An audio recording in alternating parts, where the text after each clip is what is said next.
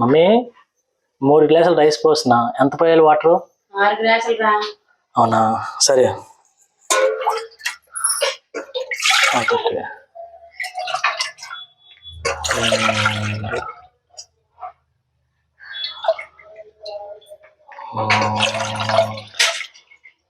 అవును, ఆ రోజు నైట్ యాక్సిడెంట్ జరిగింది కదా, ఇది చెప్పేసారు.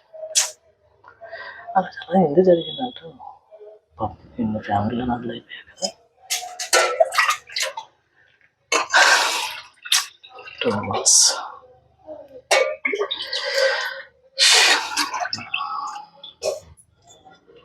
అవును, ఎన్ని గ్లాసులు పోసినా?